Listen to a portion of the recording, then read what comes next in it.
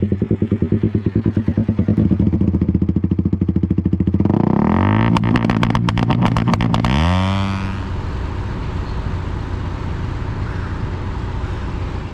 morning everyone, this is me, Hitman for President. Welcome to my channel.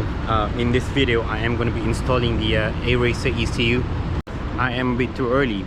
The shop is still setting up, and I think the staff just got here to the shop, and the reason why I want to install the ECU is that because after I installed the CLD racing exhaust, I found out that the engine is actually running pretty lean, so I think it's a good idea for me to get it tuned up. I'm interested to see what the power gain is going to be like.